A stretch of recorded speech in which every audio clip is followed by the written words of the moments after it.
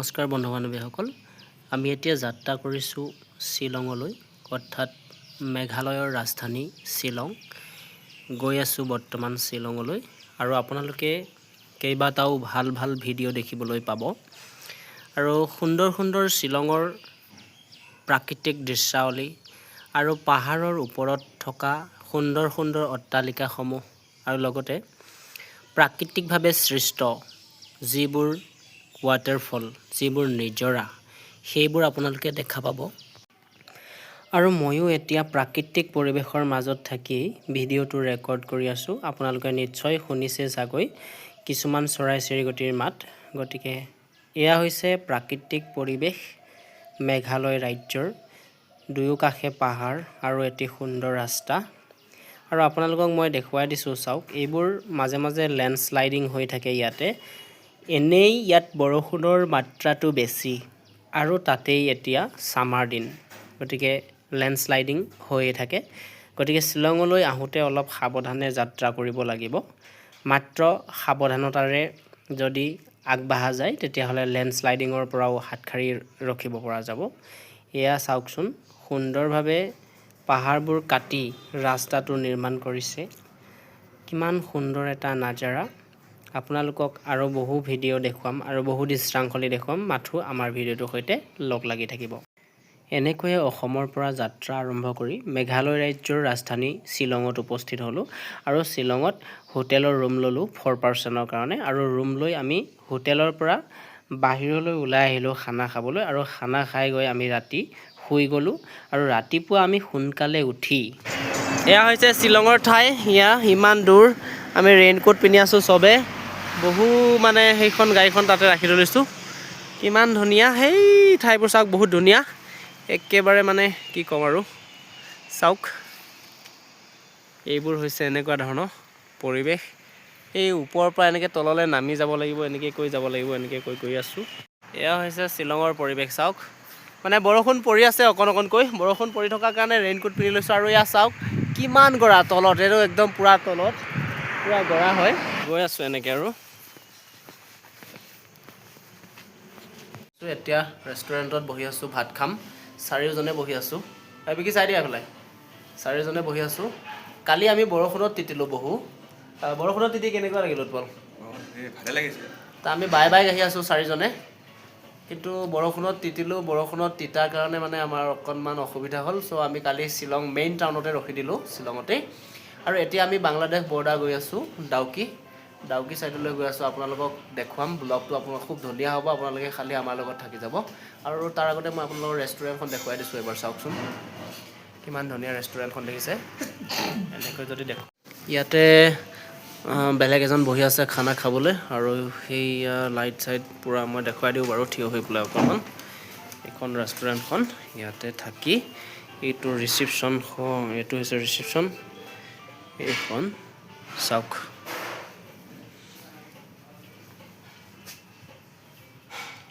এয়া আৰু ইহঁতে বহি আছে আমি একেলগে আহিছোঁ চাৰিওজনে আৰু এইটো কিবা এটা ইউনিক লাগিছে আৰু এইখিনি বস্তুখিনি অলপ চামথিং ইজ দেয়াৰ কিবা এটা ভাল লাগিছে দেখি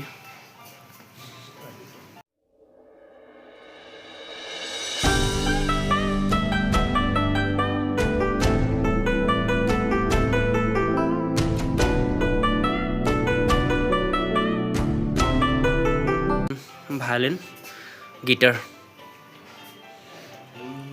নো স্মকিং আছে নো স্মকিং চাওক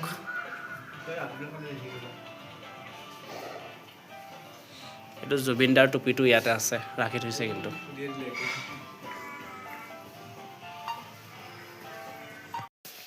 ৰেষ্টুৰেণ্টত আমি ভাত খালোঁ আৰু ভাত খাই উঠি এতিয়া আকৌ পুনৰ ডাউকিলৈ যাত্ৰা কৰিছোঁ কাৰণ আমাৰ প্ৰথম ডেষ্টিনেশ্যন আছিল ডাউকি ৰিভাৰ আমি বাংলাদেশ বৰ্ডাৰত যাম 0 পইণ্টলৈ এনেকৈয়ে আমি গৈ আছোঁ বাইক চাৰিজন আহিছোঁ যিহেতু 4 পাৰ্চন আৰু ৰাস্তা চাওক কিমান সুন্দৰ ৰাস্তা দুফালে পাহাৰ আৰু তাৰ মাজেৰে এটি সুন্দৰ ৰাস্তা দুটা লাইনৰ ৰাস্তা চাওকচোন সেউজীয়া পাহাৰ আৰু আকাশখন গোমা হৈ আছে চাওক মেঘামেঘী আকাশ আৰু এই ছিজনটোত এইবাৰ মেঘালয়ত বহুত বেছি বৰষুণ আৰু তেওঁলোকৰ লোকেল মানুহক সুধিছোঁ আমি এই ছিজনটোত বহুত বেছি বৰষুণ পৰিছে আৰু সেইকাৰণে আমি বৰষুণৰ মানে কি ক'ম আপোনালোকক বৰষুণ আধা ঘণ্টা বা 1 ঘণ্টা খুব বেছি 1 ঘণ্টাৰ পিছত আকৌ পুনৰ বৰষুণ পৰিবলৈ আৰম্ভ কৰিছে গতিকে আমি কি কৰোঁ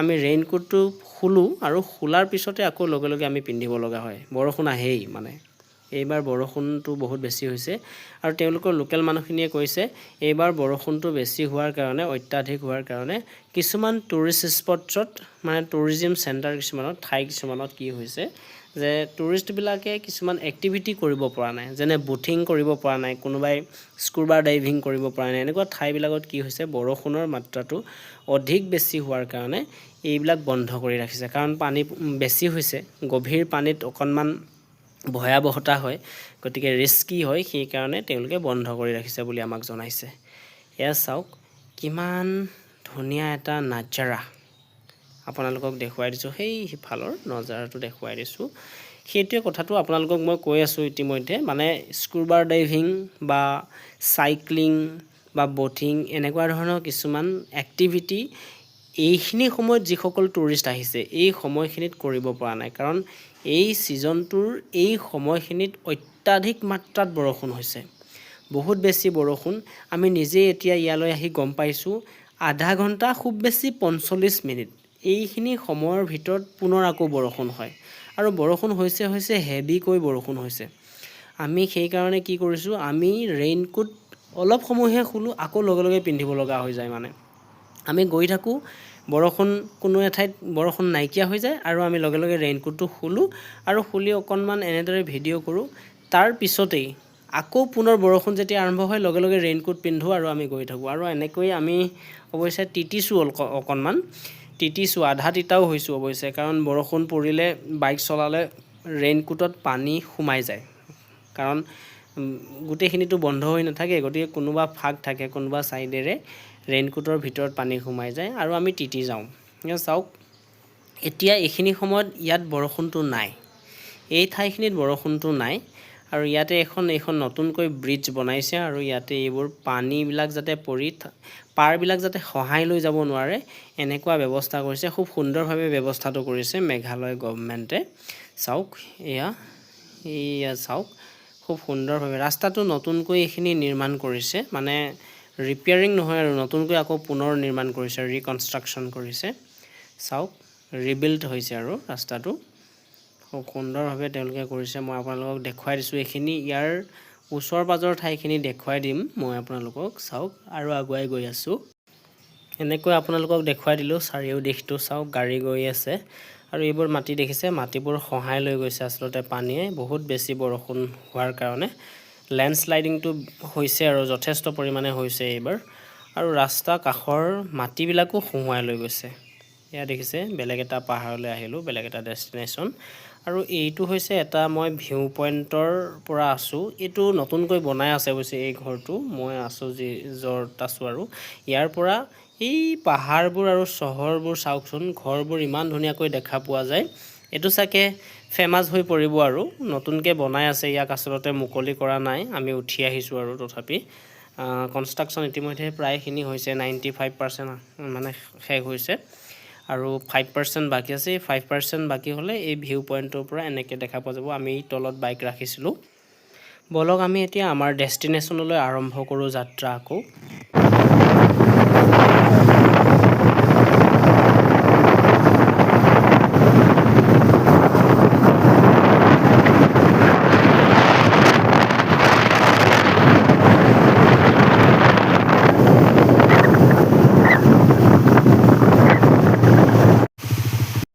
আৰু এনেকৈ আহি থাকোঁতেই ৰাস্তাৰ ওচৰতেই নিচেই কাষতে এটা সৰু নিজৰা দেখা পালোঁ চাওকচোন বহু ওপৰৰ পৰা পৰি আছে অৱশ্যে কিন্তু অকণমানি নিজৰাটো গতিকে তাকো অকণমান ভিডিঅ'ত ৰেকৰ্ড কৰি ৰাখিলোঁ চাওক আৰু তাৰ পৰা যথেষ্টখিনি দূৰ আহিলোঁ প্ৰায় 30-40 কিলোমিটাৰমান আহিলোঁ 30-40 কিলোমিটাৰমান অহাৰ পিছত চাওকচোন এইখন মানে নিজৰাৰ টাইপৰ নৈ সাংঘাতিক ধৰণে বৈ আহিছে ওপৰৰ পৰা পাহাৰৰ ওপৰৰ পৰা মানে তললৈ নামি আহিছে আৰু ওপৰৰ পৰা খুব সুন্দৰভাৱে বৈ আহিছে। মই আপোনালোকক শুনাই দি আছোঁ ৰ'বচোন চাউণ্ডটো।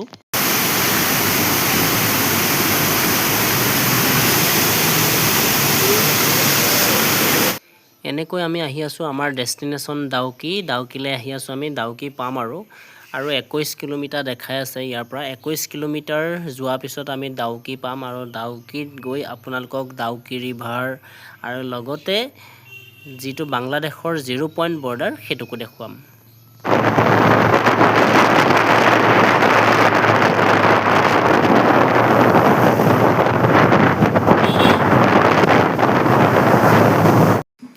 ইতিমধ্যে আমি আহি বাংলাদেশৰ বৰ্ডাৰ ওচৰ পাইছোঁৱে আহি। এখন নদী আছে ইয়াতে আৰু সেই নদীখনৰ সিপাৰেই বাংলাদেশ। ডাৱৰ চাওকচোন, আকৌ পুনৰ বৰষুণ ধৰিলে মানে দিবই আৰু এতিয়া। আমি ৰেইনকোট পিন্ধিয়ে আছোঁ বাৰু, কোনো টেনশ্যন নাই। চাওকচোন সেইখন নদী আছে, এয়া হৈছে বাংলাদেশৰে সিপাৰে হৈছে বাংলাদেশ। সেইখন নদী, সেই নদীখনৰ সিফালেই হৈছে বাংলাদেশ। এয়া পাইছোঁ আহি আৰু লাহে লাহে আমি ডাউকি ৰিভাৰ ওচৰ পামগৈ আৰু। এই নদীখন কি নদী নাজানো বাৰু নামটো, কিন্তু এইখনো বহুত ডাঙৰ নদীখন অৱশ্যে।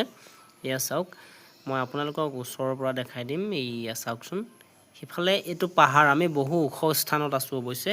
ইয়াৰ পৰা সেইবোৰ হৈছে তাৰ সিফালে বাংলাদেশ পাই গৈছোঁ আৰু আমি।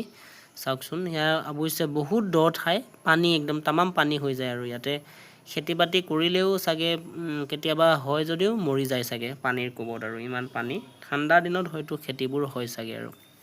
চাওক কিমান ডাঙৰ নদী নদীখন ডাঙৰেই আৰু যথেষ্ট ডাঙৰ নদীখন, কিন্তু পাহাৰৰ মাজত হোৱাৰ কাৰণে ইয়াত অত্যন্ত পানী জমা হৈ থাকে। চাওক, আৰু এই নদীখনৰ সিফালৰ ঢালখিনিয়ে হৈছে বাংলাদেশ। চাওক এইবোৰ, সেই তাতে নাও চাও অহা যোৱা কৰি আছে, বহু দূৰ হয় এইখিনি। মানে আমি বহু ওপৰত আছোঁ, ওপৰৰ পৰা তলত, গতিকে তলত হোৱাৰ কাৰণে মনিব পৰা নাই। জুম কৰিলেও আচলতে ধৰিব পৰা নাযাব, সেইকাৰণে জুম কৰা নাই। চাওক বহু তলত আৰু মানে প্ৰায় আমি 1000 ফুট বা এনেকুৱা ধৰণৰ ফুট ওখ আমি মানে পাহাৰত আছোঁ। আৰু ইয়াত জুম কৰি অলপ দেখুৱাই দিছোঁ তথাপিতো। এইবোৰ দেখিছেনে, এইবোৰ তাত নাও চলি আছে, এখন নদী আৰু বাংলাদেশ আৰু ইণ্ডিয়া, মানে মেঘালয় আৰু বাংলাদেশৰ মাজৰ বৰ্ডাৰ। এইবোৰ মই দেখুৱাই দিছোঁ আপোনালোকক। চাওক, আৰু অৱশেষত আমি আহি আমাৰ ডেষ্টিনেশ্যন পাই গ'লোঁ, ডাউকি ৰিভাৰ। এয়া চাওক ডাউকি ৰিভাৰ, সেইটো হৈছে পোষ্ট, অৰ্থাৎ সেইখিনিৰ পৰা সিফালৰখিনি বাংলাদেশ আৰু ইফালে হৈছে ইণ্ডিয়া। এতিয়া আছোঁ ইণ্ডিয়া আৰু বাংলাদেশৰ একদম 0 পইণ্ট বৰ্ডাৰত। ইয়াত আচলতে তাৰ কাটা একো নাই, BSFৰ কেম্প আছে, সিফালেও বাংলাদেশৰ BSF কেম্প আছে।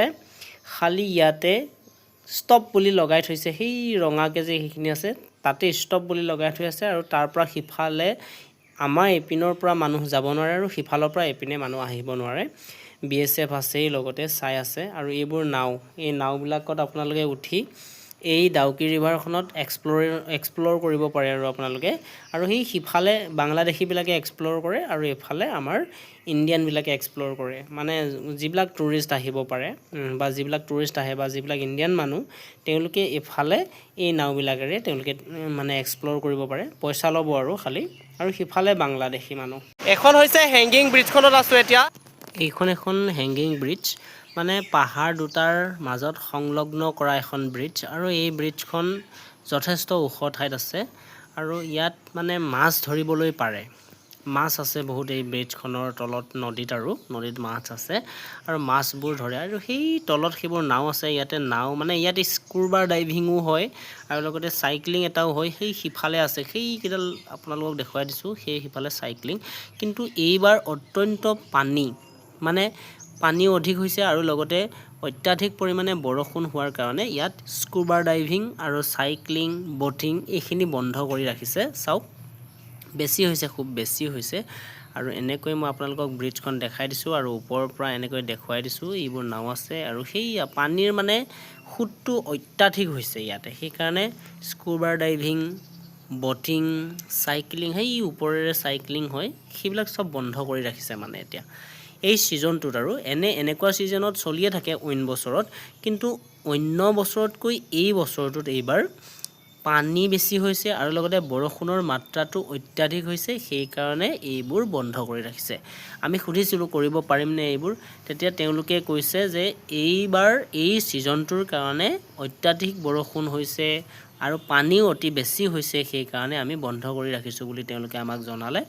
গতিকে আমি এনেকৈ ব্ৰিজখনতে খোজ কাঢ়িলোঁ, ইপাৰৰ পৰা সিপাৰলৈ যাম আৰু সিপাৰৰ পৰা আকৌ লগে লগে ইপাৰলৈ আহিম। এনেকুৱা আকাশখন চাওকচোন, সেয়া ডাৱৰ ধৰিয়ে আছে আৰু বৰষুণ পৰি আছে। ইতিমধ্যে বৰষুণ পৰি আছে, আমি ৰেইনকোট পিন্ধিয়ে আছোঁ বাৰু। বৰষুণ পৰি আছে আৰু সেয়া দেখিছেনে, পানী মানে যথেষ্ট পৰিমাণে আহি আছে। চাওক সেইবিলাক মেঘবিলাক চামনি ধৰিয়ে আছে, বৰষুণ মানে পৰিবই আৰু কথাই নাই, সেইকাৰণে বৰষুণ পৰিয়ে আছে। দেখিছে ইমান ওখ পাহাৰ আৰু পাহাৰটোতে মেঘবোৰ লাগি আছে। এনেকৈ খোজকাঢ়ি গৈ আছোঁ, সিপাৰলৈ গৈ আছোঁ ব্ৰিজখনৰে, আৰু এনেকৈ আপোনালোকক দেখুৱাই দিছোঁ ইপাৰৰ পৰা সিপাৰ, সিপাৰৰ পৰা ইপাৰ দেখুৱাই দিছোঁ। চাওক এনেকৈ আপোনালোকক ব্ৰিজখনো দেখুৱাই দিছোঁ আৰু ইফালেও দেখাই দিম। চাওক এইবোৰ নদী, এনেকৈ গৈ আছোঁ। এইখন ব্ৰিজলৈ আপোনালোকে আহিব পাৰে। ইয়াতে আহিলে এখন ভিলেজ আছে, ভিলেজখনৰ entry fees per person 50 rupees লয়, আৰু এই ব্ৰিজখন মানে এই ঠাইখিনিলৈ এণ্ট্ৰি কৰিবৰ কাৰণে আকৌ পাৰ পাৰ্চন 30 ৰুপিজকৈ লয়। তাৰপিছত আপুনি যদি আকৌ ইয়াতে থকা স্কুবা ডাইভিং, চাইক্লিং আৰু ব'টিং কৰিব খোজে, তেতিয়াহ'লে তাৰ পইচাটো ফিজটো এক্সট্ৰা হ'ব। কিন্তু এইবাৰ এইটো ছিজনত অত্যাধিক পৰিমাণে বৰষুণ হোৱাৰ কাৰণে ইয়াক বন্ধ কৰি ৰাখিছে। হয়তো নেক্সট টাইম বৰষুণ কমিলে হয়তো ইয়াক খুলি দিব আৰু স্কুবা ডাইভিং আৰু ব'টিং এইবিলাক খুলিব আৰু। কিন্তু এতিয়া এইবোৰ বন্ধ আছে। এতিয়া আহিলে আপুনি ব্ৰিজখনৰ ওপৰত খালি ঘূৰা ঘূৰি কৰি ফটো ভিডিঅ' যি ল'ব পাৰিব, কিন্তু স্কুবা ডাইভিং, ব'টিং আৰু চাইক্লিং ইয়াতে এতিয়া নহ'ব, বন্ধ কৰি ৰাখিছে। পানী অভাৰ হৈছে আৰু লগতে বৰষুণো অত্যাধিক হৈছে, সেইকাৰণে বন্ধ কৰি ৰাখিছে। এতিয়া আমাৰ নেক্সট ডেষ্টিনেশ্যন হৈছে ক্ৰাংচুৰী ৱাটাৰফল। আগতো মই ক্ৰাংচুৰী ৱাটাৰফলৰ ভিডিঅ' দিছোঁ, কিন্তু এতিয়াও গৈ আছোঁ পুনৰবাৰ, আপোনালোকক দেখুৱাই দিম ক্ৰাংচুৰী ৱাটাৰফলটো এতিয়া কেনেকুৱা পৰিৱৰ্তন ঘটিছেনো। আচলতে প্ৰাকৃতিক ৱাটাৰফল যেতিয়া, চাওঁচোন কেনেকুৱা ধৰণৰ মানে প্ৰাকৃতিকভাৱে কিবা পৰিৱৰ্তন ঘটিছে নেকি নে নাইহে, মই আপোনালোকক দেখুৱাই দিম। গৈ আছোঁ বাৰু, পামগৈ আৰু বেছি দূৰ নাই, কম সময়ৰ ভিতৰত পাই আছোঁ আৰু। এতিয়া আহি আছোঁ ক্ৰাংচুৰী ৱাটাৰফললৈ। ক্ৰাংচুৰী ৱাটাৰফল এনেকৈ আমি আহি আছোঁ গোটেইকেইটাই। ৱাটাৰফলটো মানে বহুত তলত আছে, আমি তললৈ গৈ আছোঁ। এয়া ষ্টেপ, বহুত দীঘলীয়া এটা ষ্টেপ, সেই ষ্টেপেৰে আমি তললৈ গৈ আছোঁ। আচলতে মানুহবোৰ যেতিয়া তললৈ গৈ থাকে ইমান ভাগৰুৱা নহয়। যেতিয়া ৱাটাৰফলটো চাই ওপৰলৈ পুনৰ ঘূৰি আহে, তেতিয়া মানুহবোৰে আচলতে ভাগৰ জিৰাব লগা হয়। কেইবাঠাইতো ভাগৰ জিৰাই লৈহে মানুহবোৰ ওপৰলৈ উঠি আহে। মানে বহু তলত আছে, বহু ওপৰৰ পৰা আমি তললৈ গৈ আছোঁ আৰু ৱাটাৰফলটো আপোনালোকক দেখুৱাই দিম। ক্ৰাংচুৰী ৱাটাৰফল চাওকচোন, এয়া গৈ আছোঁ, মাথো গৈ আছোঁ। ষ্টেপটো আচলতে কম নহয়, বহুত বেছি ষ্টেপ আছে, বহুত বেছি আছে। এতিয়া বৰষুণো পৰি আছে, আকৌ ৰ'দো দি আছে, মানে বৰষুণো ৰ'দো নহয়। সেইবিলাক ক্ৰাংচুৰী ৱাটাৰফলটোৱে পৰি আছে। গৈ আছোঁ এনেকৈ ইফালৰ পৰা সিফাল এনেকৈ গৈ আছোঁ।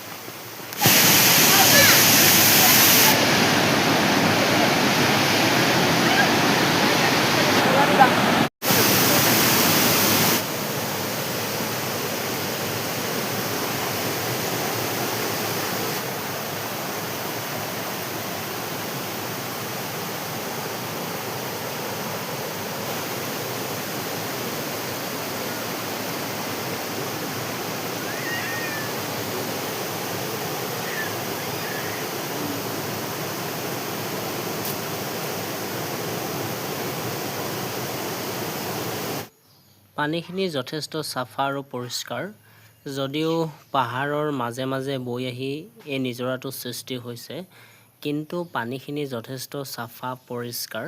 চাওকচোন, আৰু এইটো আচলতে বনাই দিছে, এইখিনি বনাই দিছে, ইয়াৰ পৰা ইপাৰৰ পৰা সিপাৰলৈ আচলতে যাব পৰাকৈ বনাই দিছে। আৰু চাওকচোন কিমান চাফা আৰু পৰিষ্কাৰ পানীখিনি, নীলা দৰে দেখি আছে। চাওক, আৰু তলৰ মাটিলৈকে দেখা পাইছে, মাটিত কি কি আছে তলত এইবোৰো দেখা পোৱা যায়। পানীখিনি যথেষ্ট চাফা আৰু পৰিষ্কাৰ।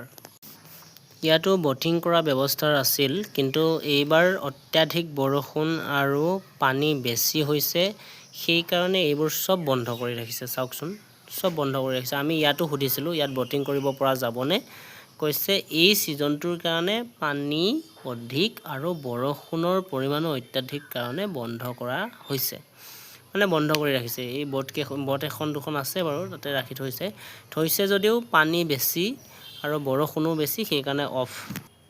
পাহাৰটো চাওকচোন ইমান ধুনীয়া, আৰু এইফালে এই পাহাৰটো কাটি আছে, সেইখিনি আচলতে কাটি আছে আৰু ৰাস্তা বনাব ওপৰলৈ যাব পৰাকৈ। আৰু এফালে চাওক, সেইয়া পানী এখন মানে এটা ডোঙা ভৰি আছে, আৰু এয়া চাওক ক্ৰাংচুৰী ৱাটাৰফল, ৱেলকাম টু ক্ৰাংচুৰী ৱাটাৰফল বুলি লিখা আছে। আৰু এইখন ইয়াতে নটিচ এখন দি থৈছে, ডিষ্ট্ৰিক্ট টুৰিজিম বুলি লিখি থৈ দিছে, ট্ৰান্সপৰ্ট বুলি প্ৰমোশ্যন, আৰু ডিষ্ট্ৰিক্ট টুৰিজিম প্ৰমোশ্যন ছ'চাইটি বুলি আছে।